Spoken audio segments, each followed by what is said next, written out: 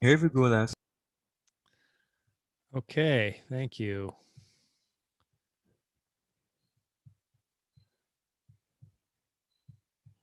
Please make me co-host.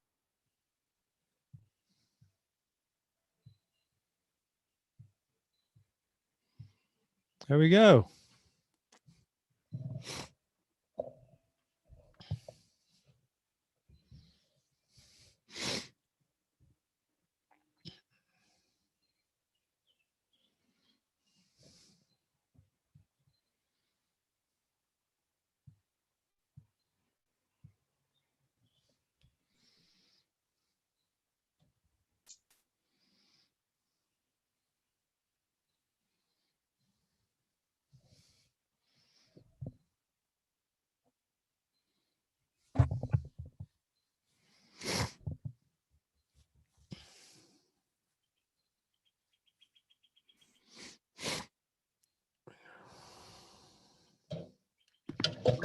Joe here.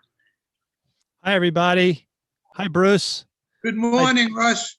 Hi, Donna and Joe and S and Chip and Chris and another Chris. Chris with a K and Karen Black. Brenda, good to see you all. Good morning. Good morning, Russ.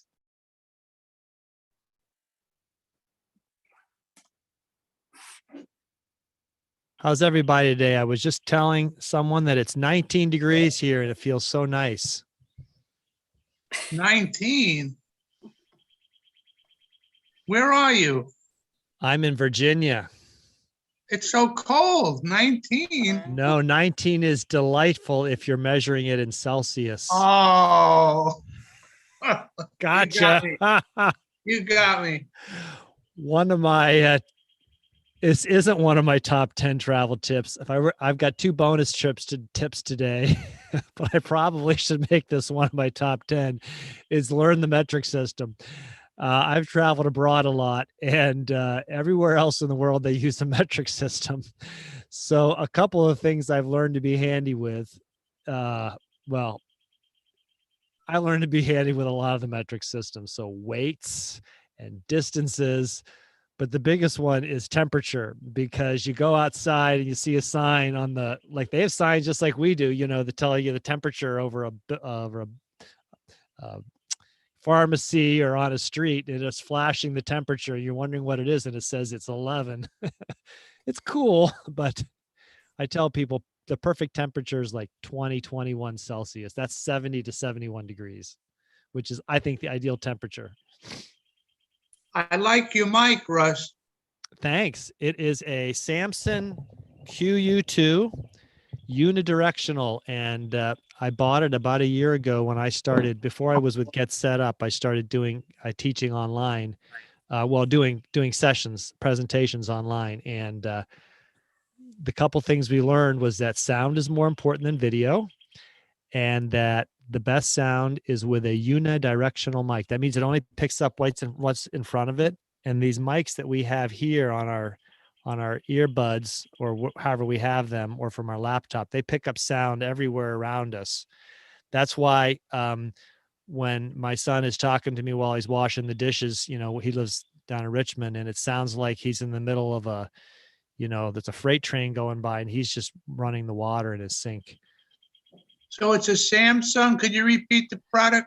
Yes, it is Samson, S-O-M-S-O-N, like the mighty guy in the Bible, Samson. Oh, Samsung. Okay. And it's a Q2U. Q2U. Okay. Wow. That's the number right there. And it connects to your computer then, right? It's USB, but it also has, if you look at it, it has on the bottom a regular microphone jack if you're in a sound system. So it works through the USB on my laptop, and then my earbuds plug into it for headphones, and I really love it. So it's the way to go, and it makes you sound so clear. Max says it's 31 degrees Celsius where he is. That's pretty darn warm. I've known people that I used to have we've had my wife and I've had exchange students over the years. So besides traveling a lot we've had worldwide exchange students, and we've had exchange students living with us from Saudi Arabia well, I shouldn't say exchange students, graduate students, and great experience. And they'll often say, oh my gosh, when they go home, it's 38, 39 degrees. And I look at my conversion chart and that's like 100 or something like that. Whoa, it is hot where you are. So welcome everybody. We do have Max, our TA, with us today. And he says what'd you say, Max? 31 degrees where he is. So it's a little bit warmer than here. Let me ask this. How many of you, either by a hand raise or a virtual hand raise, this is your first class with me? Hi, Sharon. Welcome. I'm glad to see you. Glad to meet you for the first time. I do recognize I think I recognize every other name. And I'm glad we have someone new. I'm sharing that because maybe I won't do a long personal introduction today. I'll tell you some other things. And I'm assuming that everybody here, you've done classes with Get Set Up. Okay, Yes. so you're Yes. all, and I know Yes. some of you do lots of classes. Some of you have had lots of classes with me because I've been doing lots of classes. I know some of you are planning on travel. Now, here's one thing you can put in the chat today, and you can just do this now, and I'm going to start my presentation in about 30 seconds. But while I'm getting set up, you could put in there, if you hope to travel this year, where you hope to travel to. Could be anywhere. Could be, down the street. It could be the other side of the world, and anywhere in between. Just curious where people are hoping to travel to.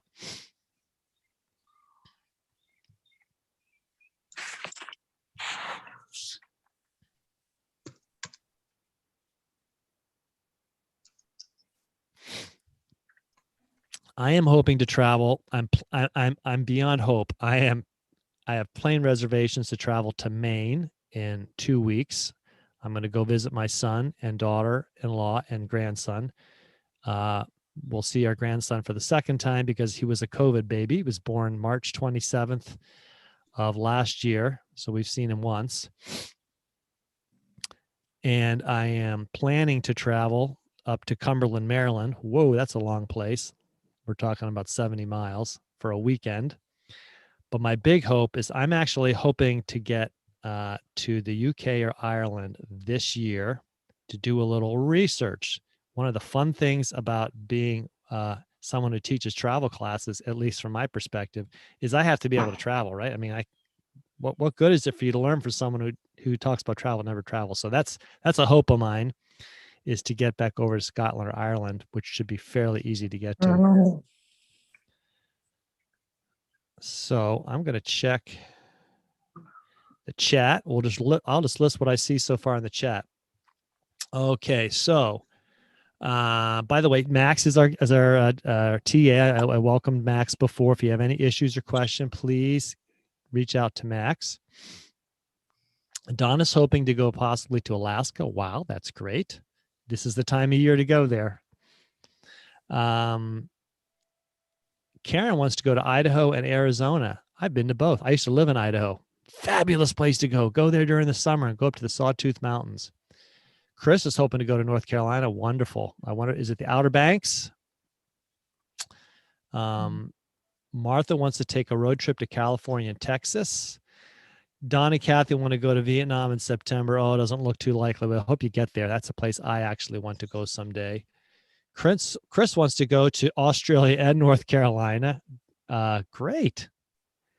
Bruce wants to go to visit a friend in upstate New York via car. That's good. Oh, and S. Carter is hoping to take a cruise to the Mediterranean.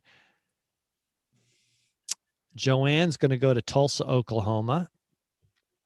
Karen wants to go. Oh, I know Sandpoint. I lived in Boise for 5 years, and I loved Idaho. If any of you have never been to Idaho, it is a fabulous place to go visit. Boise is a wonderful city, and is delightful just to visit the capital, Boise itself. But if you get up to the Sawtooth Mountains, they're like nothing you've seen in this country unless you've seen them before. Chip wants to go to the mountains to Boone. Great. I know where that is in North Carolina. And Teresa wants to go to Atlanta to see friends. So excellent. I hope you all get to travel this year. I'm going to go ahead and start. I'm your guide, Russ Eanes. A lot of you know me, but if you don't, I'm from Harrisonburg, Virginia, which is in the lovely Shenandoah Valley, Western Virginia. The Shenandoah sits between the Blue Ridge Mountains on the east and the Allegheny Mountains on the west. And just so you all know, I am sitting outside today. I'm doing this class from the outdoors, and I am looking west to the Allegheny Mountains off my desk. It is a fabulous view, and that's why I live in the house I live in. I am a writer, a walker, and a cyclist, and an avid traveler. I used to be a book publisher. And my favorite thing was to help authors shape their ideas into books. My favorite thing now is to work with learners on Get Set Up, especially about travel. And you all get a lot of energy from me, and I get some from you too. In our environment, we learn from each other. So ideally, you have your cameras on. We can see each other. The email address to get a recording, help@getsetup.io, is in the chat in case you need to cut and paste that and copy it for later. If anyone's joining by live stream, and we are live streaming today, of course, the best way to participate is to join us and register for class. And lastly, Get Setup's not paid to promote specific products. If you have questions today, please put them in the chat. We'll gather those up. I will, however, probably after every slide, pause and ask questions about my pointers I'm making. Today is simple agenda. We're going to learn, discuss travel tips to make travel more fun and less stressful, hopefully, and learn tips from experienced travelers, because I know some of you out there are experienced travelers, and you have some good ideas you can share with everyone. And maybe I'll just ask Max if he could make sure everyone's muted. And if you want to ask a question, just unmute yourself. Let me mention at the outset that these tips I'm going to give you today are good for both national and international travel, and they're good whether you're traveling by car, plane, bus, or train. And I guess I could say they're good if you're traveling by foot or bicycle as well. Those are the two of my favorite ways to get from one point to another. A lot of our bigger tips, though, maybe some of the vital ones, are for international travel, because I know that's what many are hoping to do. So let me go ahead. This is, by the way, is one of my favorite classes to teach, because I love to travel and I love to share about some of the tips. And I always tell learners, if you've got a tip that's better than one of the ones I have here, like a really good tip I never thought of, let me know. I'll put it in the top 10. Because for one thing, I've given you 12 tips today. You're getting 2 bonuses. Look at that. 12 tips for the price of 10. The very first tip I have for anyone traveling, and some of these things may seem evident, self-evident or obvious, but when you hear some stories, you'll know why they're so important. The first one is simply to build margin into your travel. And by the way, I'll send you all these tips in an email, so you'll get it in case you feel like you are missing something. Build an extra time for a couple of reasons. Number one, you want to slow down and enjoy what you're experiencing. You don't want to, I say travel should not be thought of as a consumer item, something that we gulp down and move on to the next thing, get our picture in a spot and then move on. We should be savoring whatever we're experiencing as we travel. I mean, I think all of life is like that, but especially when we're traveling, taking the time to go somewhere. The other reason to build margin into your travel, extra time, is that often when people cut things close, catastrophe happens. I'll give an example. A bad example and a really bad example. I used to work with a colleague. He lives here in town with me. We traveled together on occasion to meetings. And my colleague traveled more than I did. I traveled maybe once a month. He was traveling weekly. And occasionally we would say, hey, we're both taking the same flight out of town. Let's grab a ride together to the airport, because it's a 2-hour drive to Dulles Airport from here. And it goes along 2 infamous interstates, 81 and 64, which 66, which are known for traffic tie-ups and jams and accidents. So even though it's a 2-hour drive, I always clocked back 4 hours from the time my flight took off, and I left 4 hours early. That gave me at least 2 hours to get there, and at least 2 hours to park, get to my gate, and I parked in, long-term, cheaper parking when I could, and get through security, get to my gate, and have enough time. Why'd I do that? Because I've been stuck in traffic jams on route Interstate 66 before and lost a half an hour or 45 minutes of time. So I learned just to build extra time in. My colleague, on the other hand, he thought that if he got to the gate 5 minutes before the flight, they started boarding, he had wasted 5 minutes. So his theory was get there when they're boarding. And I'm like, oh my gosh, I could never do that. I'd have a knot in my stomach the whole time. So our compromise was to not drive together. Unfortunately, we didn't travel that many flights, but we did it once. And after that, I said, good friend of mine, I like you, but I can't do that ever again. I can't get to the gate just as they'd be boarding my boarding section. That's just a little too close. Another time, I'll give an example. I won't name this person, but I'm related to them, who went to the airport and forgot their passport. And they got to the gate and with very little time to spare, and suddenly realized, I'm going to Mexico. I've got to have my passport to show to get on the plane, and realized that that person had left it at home. And later, that person, someone related to me, said to me, I left the house fast. I was in a hurry, and I didn't, mentally go over all the things I needed. I was late, and I grabbed, my stuff and got in the car and drove. And they said, I'll never do that again. And I said, I always give myself 4 hours, but more importantly, I have a checklist, which is one of my top tips. They now have a checklist. Anyway, that person had to rebook their flight for the next day and had to drive all the way home to get their passport. So build margin into your travel. So you've got reservations for a flight, you've got reservations for a train.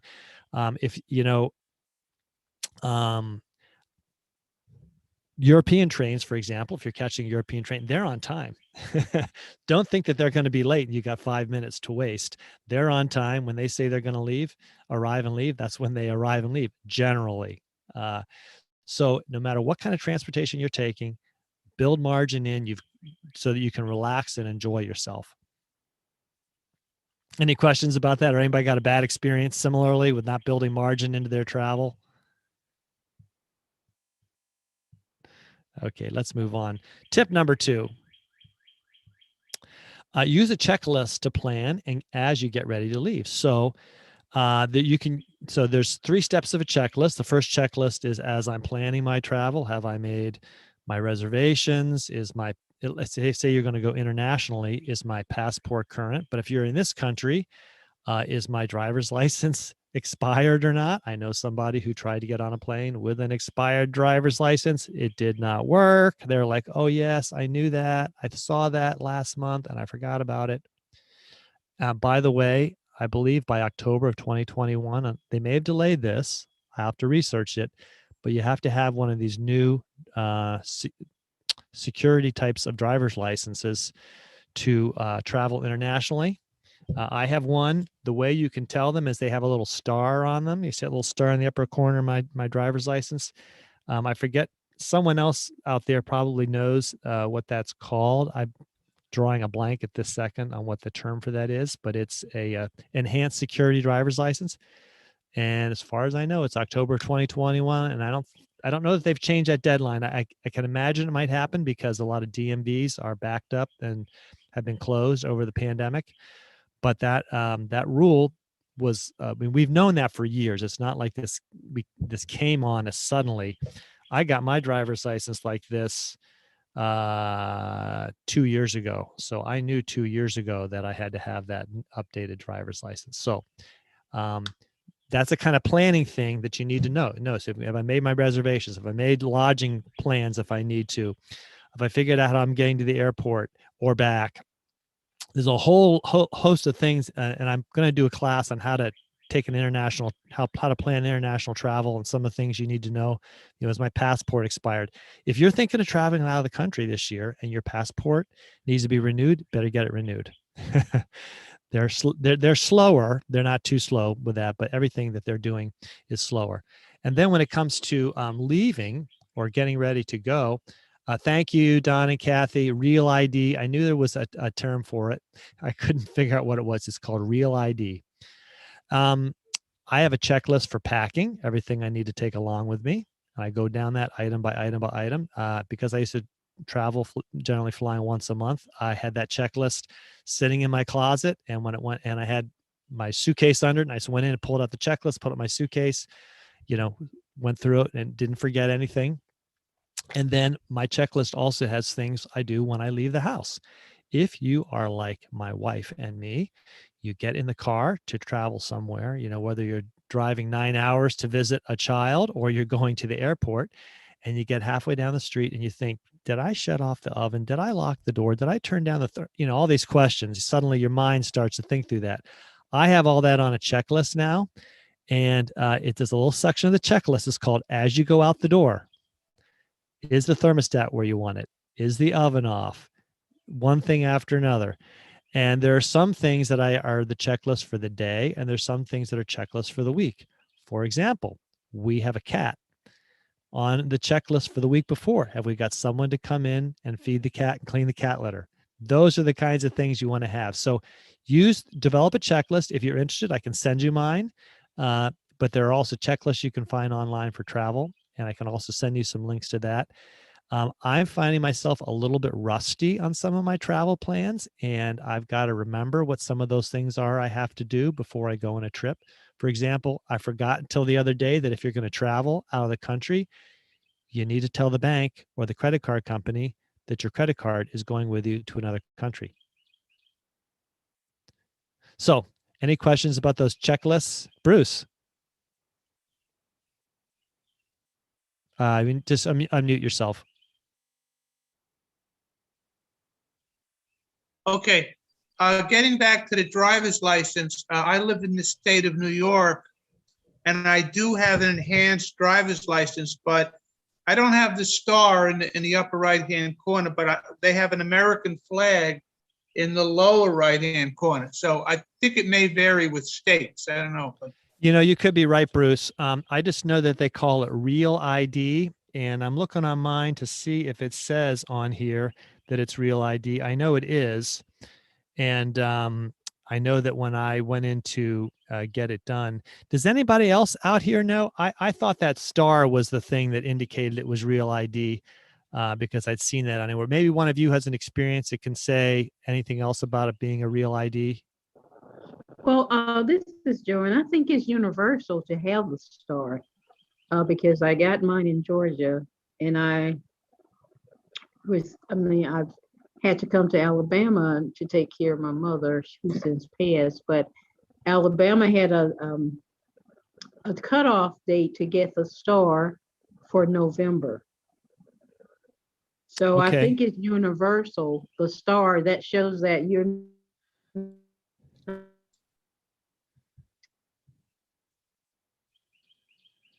Okay, we lost you for a second there, Joanne.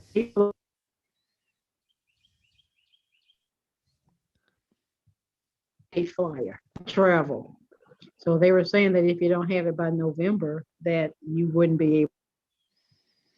So what I'll tell you, Bruce, you can is always contact your. Find out from the DMV, Bruce, if that is a Real ID. okay, thank you. My guess is if it's been done in the last year or two, it certainly is a Real ID because they're not doing anything but Real ID since a certain time. Sharon, did you have a question or a comment? Yes. At the beginning, when they were announcing that you had to have that Real ID, they were saying if you had a passport, it wouldn't be, in other words, you didn't have to worry about the Real ID. Now, was that just for a certain period of time, or is that for all time? The passport will work. And it is a substitute, and that's true because I did think about that once. So if you haven't had an updated driver's license, as far as I know, your passport will work just fine. In fact, when I go to the airport on an international flight, when I go through TSA security, the first thing I do is I show them my I only show them my passport. Gotcha. Thank you. Helen. Yes. California has a golden bear with a star in the upper right-hand corner. There you go. The ID.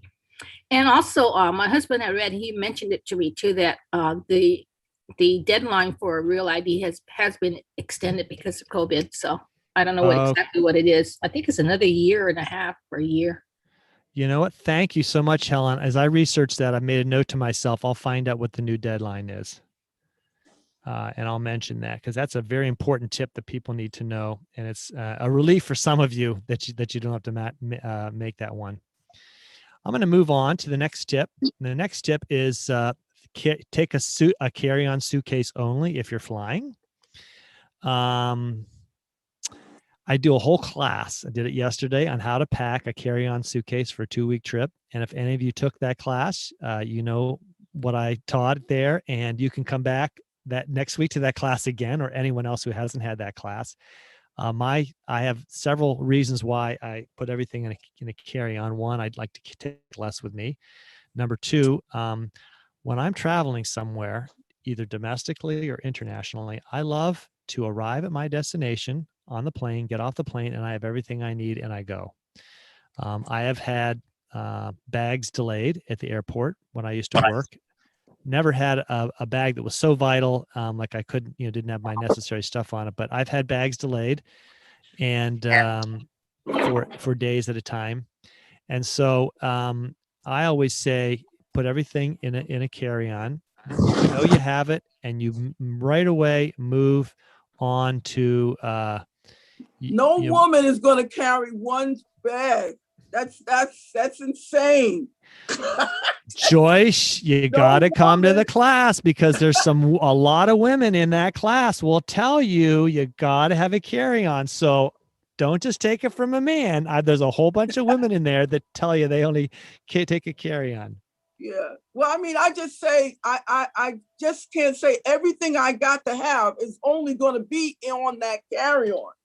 I'm going to need another suitcase. Okay. That would be lying if I said I was going to just take a carry-on. Well, I don't want you to lie, Joyce. That's true for almost all ladies, I bet. Come to the class. You'll meet some women who would tell you they've gotten away with the carry-on. Bruce, did you have another question or comment? No, I was just looking at my driver's license again, and it does say enhanced on it. It does say enhanced. Okay, there you go. You should have the real ID then. Okay, great. Tip number 4. This is a great tip. So listen up, Joyce. Use travel clothing and or hand wash. That's how you can get away with less stuff. You know that I walked 500 miles across northern Spain and had everything I needed in a 16-pound pack. And it was that moment that I realized I'd been accumulating some of the gear I needed for years to make that trip. But that's when I realized that I really didn't want to have any more than was absolutely necessary. And I have since I've done that and done one other trek in Italy, I've accumulated all the clothing I need that is lightweight, hand washable, quick wicking, quick drying, and the minimum. And if you come to the carry-on class, I'll give you the rule, the 5-4-3-2-1 rule, and I won't tell you that today. You got to come to the other class to get the 5-4-3-2-1, to learn that mystery. But that allows you to take less stuff, and quite honestly, a lot of travel clothing isn't that expensive. Yes, you can spend a fortune on travel clothing. I totally get it. But a lot of it is not that expensive, and you only need one or two of those articles of travel clothing with you. So that's an idea to think about. Okay, tip number 5. Stay near an airport and catch an early morning flight. Now, we all know that everything's changed since the pandemic, and as I've been researching airlines, I found that a lot of the flights I used to see in the past are gone, especially international flights. In fact, I live near Dulles International Airport. I mean, that's my nearest airport, major airport, 2 hours away, and it is international. And I have in recent years only flown internationally from Dulles. One of my tips, I guess it's not in here, but it'll go along with this, is that if possible, if possible, take a nonstop flight from the U.S. to wherever you're going, whether it's South America, Australia, or Europe, South Africa, any place you might be flying to. I don't think you can fly nonstop from the U.S. to South Africa, so don't worry about that one. But my point is, it's where I've had multiple legs of a flight is where I've had flight delays. So in recent years, I've come to travel. I appreciate taking nonstop flights from Dulles. Most of my travel's been to Europe. I've also gone to Colombia a few times. I'm planning on going to Mexico next year. And a lot of the flights that I was familiar with in the past, either to Rome, to Edinburgh, Scotland, to Ireland, are not there. The airlines have cut back on their flights. I think they will eventually bring them back. But right now they're tight. Well, when they had lots of flights, they often offered an early morning flight going out. And by the way, this includes domestic flights, because I've found this true for domestic flights, that the very early morning flights are cheaper. Okay, like the 6 a.m. flights. Well, it's impossible. If I want to take a 6 a.m. flight, I'd be leaving here at 2 a.m. I'm not going to do that. But if the flight's a lot cheaper, my wife and I found that we could get an airport hotel, which gave us free parking, a free shuttle, and we stayed at the hotel the night before, and maybe for a 6 a.m. flight, we got up at 4:30 and caught the 4:45 shuttle or something like that. And then we were at the airport early. And when you're there early, the lines are short. And it was cheaper and less stressful. And then we discovered we could do that on the Weatherway coming back, because I found that a lot of the return flights from Europe, that's where I've done most of my overseas traveling, they often had very early morning flights. Now I'm talking about an 8, 9 o'clock in the morning flight, which is still fairly early, because you got to get to the airport early, go through security early, and whatever you need. In fact, some countries you fly into, Ireland is a good example of this, but I used to do it frequently from Canada. The U.S. Customs and Border Security was in that country. If you are flying from, for example, the airport in Toronto to the U.S., say you're coming home, you'll go through border security in Toronto. It's like you're entering the U.S. So when you arrive in the U.S., you just walk off the plane and you're done. You don't have to go through border security in the U.S. Same thing I found in Dublin. So these early morning flights might take you some more time. So something my wife and I began doing several years ago was we started getting a hotel the night before we left near the airport. But the hotel had some sort of transit, like a subway or a light rail or something like that, into the city where we were staying, so we could still enjoy the city. But then we didn't have to worry the next morning about getting to the airport early enough, because we were staying right near the airport, and we look for airport hotels in other countries. I've done this in England. We've done this in Scotland. We've done this in Zurich. We've done this in Spain, that have free shuttles. So that's something to keep in mind. It takes a little stress off of you if you, it's just a tip. Look for those early morning flights, because often you might be thinking, oh my gosh, it's so early to leave Madrid. How will I ever get to the airport in time? Stay near the airport. Next tip, number 6, get global entry if you're going out of the country. This includes Canada, by the way. A lot of us don't like airport security. I don't. Besides the fact that it takes long and there can be very long lines in it. I don't like the sense that everyone is rushing there. There are people that have not built margins into their flight, and they're in a hurry, and there happen to be the person behind you in line, and they don't think you get your shoes off fast enough. I don't have to take off my shoes, take off my belt, take off my hat, all the stuff you got to take off to go through security, take out my liquids, take out my laptop. Well, I decided about 8 years ago to get TSA PreCheck. Well, I discovered, someone gave me the tip, that TSA PreCheck, I think now it might cost $85. Back then it was $75. For an extra $15, I could get global entry as well. They're both good for 5 years. What global entry does is you get to skip the lines at border control coming into the U.S. Now, here's where I'll give you a horror story, so to speak. Not a horror story, a bad story. In 2018, my wife and I flew to Colombia to spend a couple of weeks with my son and daughter-in-law, who were living there then. They now live here. And on the way back, our flight was not direct from Bogota, and I wish it had been, but it went through El Salvador, which shouldn't have been a problem. We had a 2-hour layover, but the flight was delayed.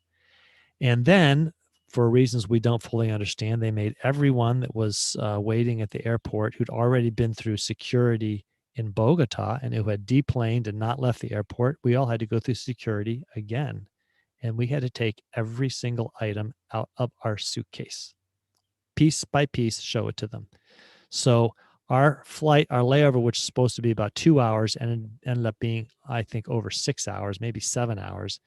And so instead of getting back to the US at 8 in the evening, we got back about 1 in the morning.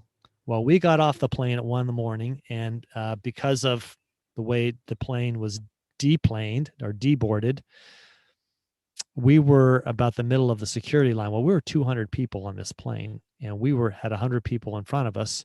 And it just so happened that we were on a flight where a lot of people had passports that had visas and other things in it. So those take a little bit longer to process at the border. And we waited over an hour in the security line, not security line, the immigration line, just to wave our passports or have them stamp it, and we're back in and then go through. We were 2 minutes at the desk, but we waited over an hour. Well, we got in at 1. So by the time we got in our car, it was 2 a.m. and then we had 2 hours to drive home. When we got back from that experience, somebody said to me, that's when someone said, you need to get global entry.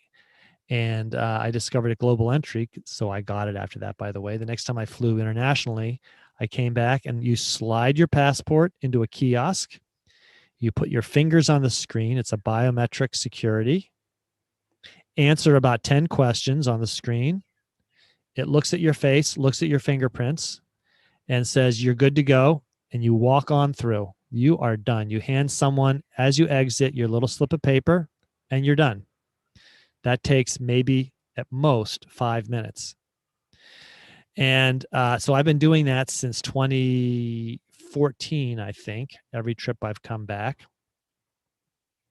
And it saved me a lot of time. It also saved me a bit of stress, at the other end. For example, if you've parked somewhere and you're waiting for the shuttle bus, remember that trick I told you about staying at the airport and parking your car there for less because it's cheaper? Well, some of these airport shuttles only run every half an hour. So if you've missed the last bus by 5 minutes because you were so long in the security line, you will wish you'd gotten through a little bit faster. So you'll get the link to Global Entry in your notes so you can look at it if you don't have it. I do encourage you, if you're thinking about this idea and it's a good idea, do it now, because there is a wait. You have to go through an interview, and they take your fingerprints, and the people there don't necessarily smile. So you have to be on your game, of all your identification, everything you need. But it is something I really think is worthwhile. Sharon, did you have a question or comment about that? Yes, if you already have TSA pre-check, and I agree, it's a wonderful thing. How difficult is it to get global entry added on? Not difficult. Well, you can. I don't. However, I think from the point of view of the U.S. government and Customs and Border Patrol, unfortunately, while you and I might think of it as add that on, they're thinking, oh, you want global entry? They're going to charge you for the whole thing. So Gotcha. the good thing is, if you get it now, that will extend your TSA pre-check for the length of global entry. And global entry is 5 years. I consider that $100 a bargain. And some of us may have credit cards. I do, where I have a flight card with a major airline. And one of the perks of the card is that they will give you the credit to get that one time. So if you pay for it on that credit card, they'll give you a full credit for it. So last time I got it, it didn't actually cost me anything. It cost me to have the annual fee on the card. So that's one way to look at it.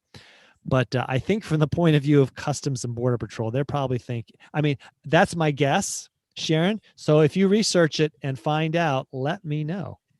Okay, thanks. Sure. Thanks for asking the question. Helen? Hi. When you renew that global entry, you do have to go into the airport and get interviewed again. That's what we found out. And the appointments are backed up. Well, okay, that's good to know, because when I renewed mine, I didn't have to go in. Yeah. And also, I just wanted to share another, promo for global entry. When we went to Australia, while we were gone, my husband's sister's husband passed away, and his funeral was on the Saturday that we returned at 11 a.m. and our plane from Sydney landed at 9:30 at San Francisco. And we had global entry. And when we went into that immigration, that returning citizens place, the room was just jam packed. And like you said, it just took us 2 minutes to walk through the sideline to the kiosk, and we made it into town for the funeral just in time, So, I highly recommend it. Very good. I've got a couple questions here, which I will come to in a minute that I see them in the chat. Let me continue, though, with some questions or comments from other folks. Bruce. So I take it, I have global entry, so I take it the renewal process is easy to renew? I did it about a year or two ago, Bruce, and I had no problem. I went online and I just went through the process. I repaid for it, and they sent me a new card. You get a card in the mail. I've never actually used the card, but I carry it with me when I travel just in case, another spare piece of ID. And that was maybe a year or two ago that I got mine renewed, and I don't remember anything other than doing it online. I didn't. You didn't have to go for an interview, right? I didn't then. No. Okay, thank you. But they actually sent an email reminding you that it's coming up. Please make an appointment to go for an interview on ours. There you go. So research that, Bruce. I'll look that question up, though. Thank Chris. Chris, did you have a question or comment? Chris with a K. Is this Chris? Oh, yes.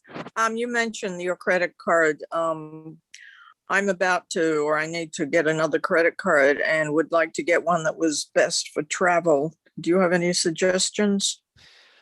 I'll make a couple recommendations with a certain trepidation, because we don't promote anything here at Get Set Up.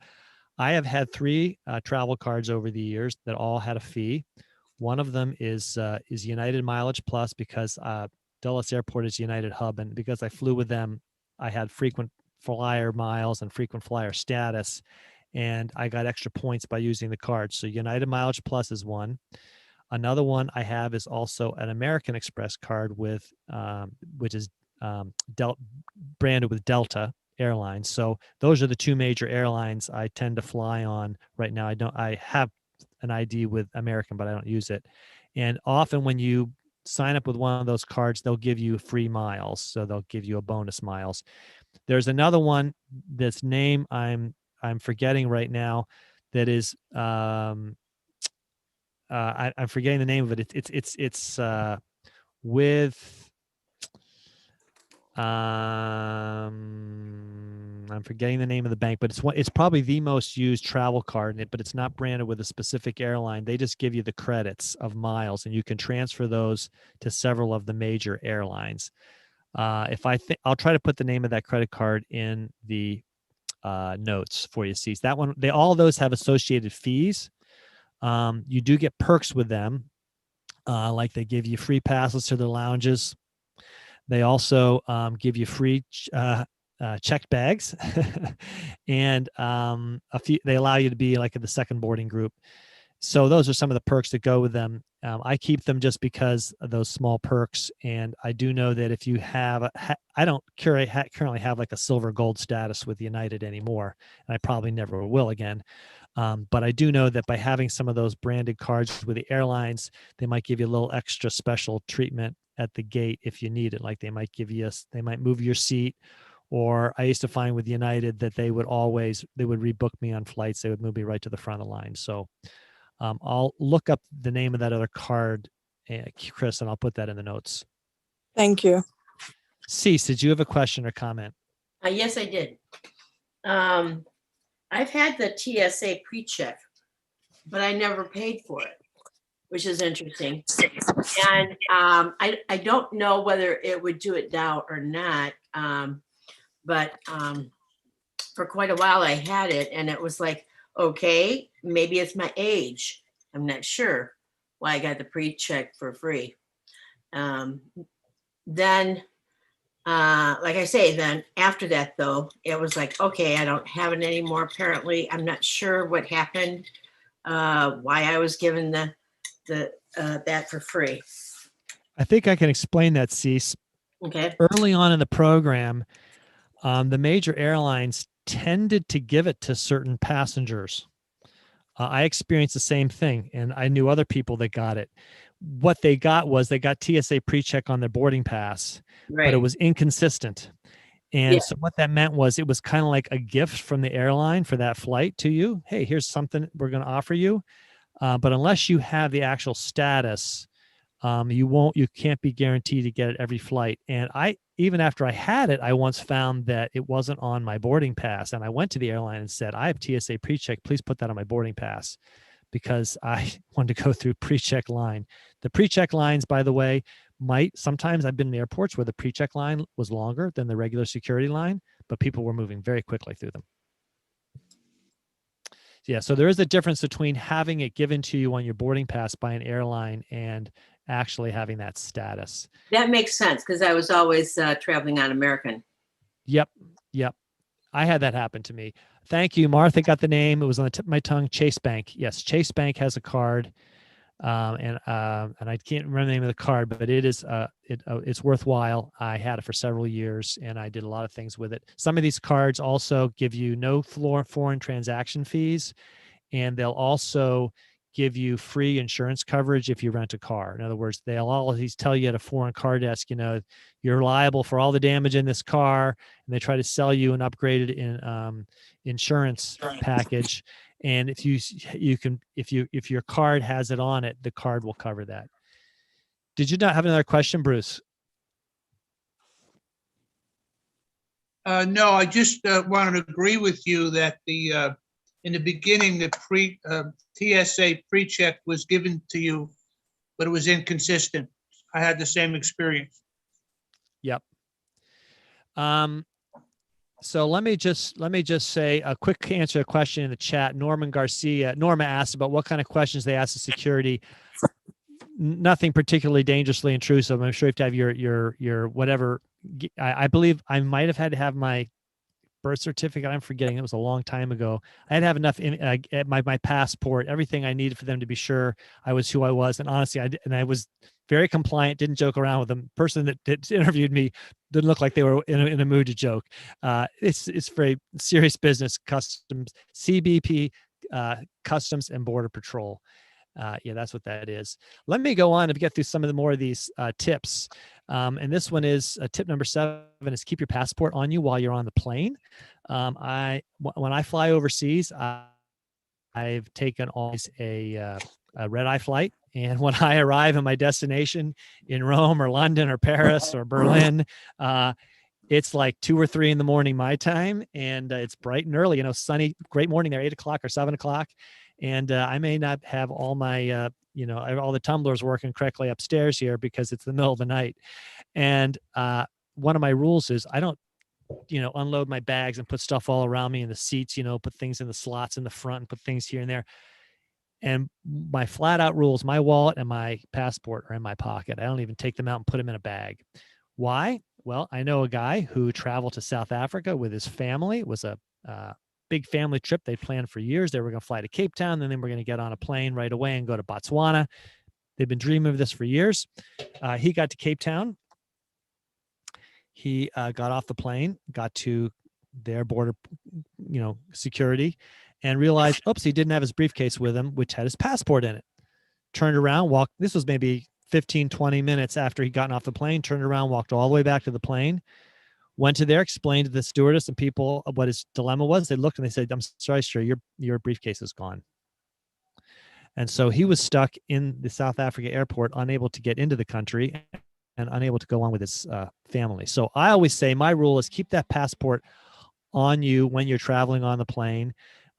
We've, in some of our other travel classes, we've talked about what to do with it when you arrive somewhere, where you should keep it. But I always keep it right on me, and then I don't have to worry about where's my passport when I get into the country. Chris, did you have one more comment or question?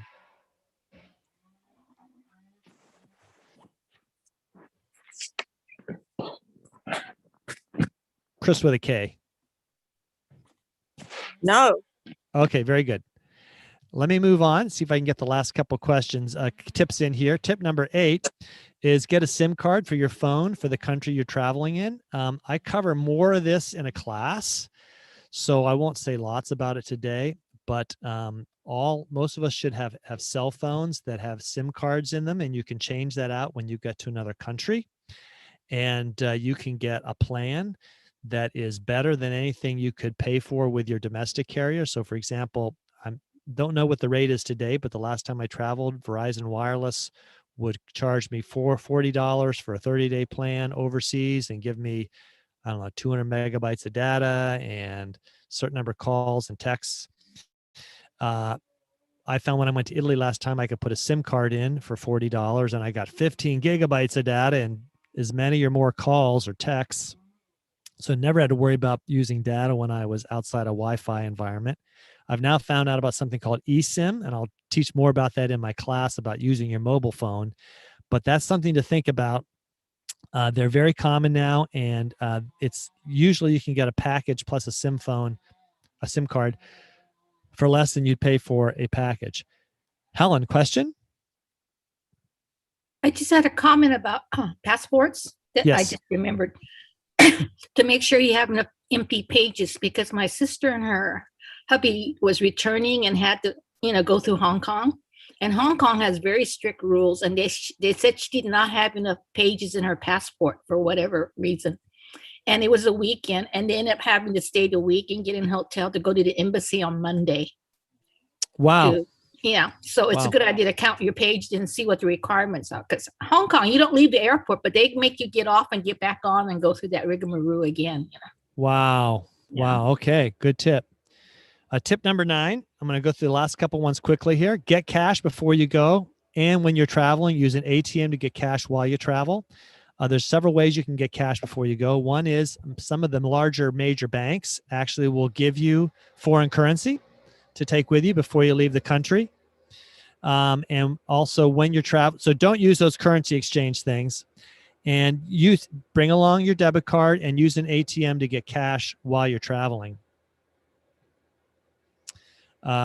Tip number 10, shop secondhand stores. This is a little freebie, a simple one. My wife and I found in a lot of countries, in Europe in particular, they have secondhand stores. A good example, one in the UK is Oxfam. There's about 3 or 4 other stores that all say something like this or that, heart health.